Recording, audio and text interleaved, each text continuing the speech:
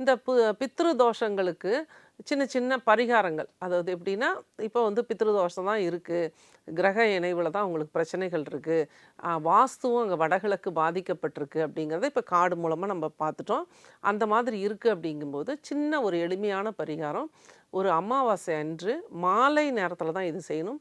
அ நல்ல பெரிய நூல், நல்ல இந்த சாக்கெல்லாம் தைக்கிறாங்க இல்லைங்களா? அந்த மாதிரி நல்ல பெருசா எடுத்துட்டு 6 தேங்காய்கள், தேங்காய் உரிச்சிட்டு அந்த குடுமின்னு சொல்லுவாங்க இல்லைங்களா? அதில வந்து 6 தேங்காய ஒண்ணு போல கோர்த்து, கையில வச்சு நல்லா ஒரு நதிக்கரையில நின்னு, நல்லா பிரார்த்தனை பண்ணி முன்னோர்கள அப்பா, அம்மாஸு கூட சில பேருக்கு இல்லாத இருப்பாங்க. சில பேருக்கு முன்னோர்கள் பேரெல்லாம் தெரியும். சில பேருக்கு பேரெல்லாம் தெரியாது. தெரிஞ்சாலோ தெரியலையோ என்னோட முன்னோர்கள் அப்படின்னு சொல்லிட்டு, ஒரு நதிக்கரையில நின்னு அந்த தேங்காய கையில வச்சுட்டு நல்லா பிரார்த்தனை பண்ணி, என்னோட கர்ம வினைகள், நான் செய்த கர்ம வினைகளோ, இல்ல என்ன முன்னோர்கள் செய்த கர்ம வினைகளோ எல்லாமே எனக்கு வந்து தீரணும். எனக்கு நல்ல வாழ்க்கையில நல்ல பலன்கள் கிடைக்கணும் அப்படின்னு சொல்லி பிரார்த்தனை பண்ணிட்டு, மாலை 6 மணிக்கு மேல அந்த நதியில ஓடுற நதியில போட்டுறணும்.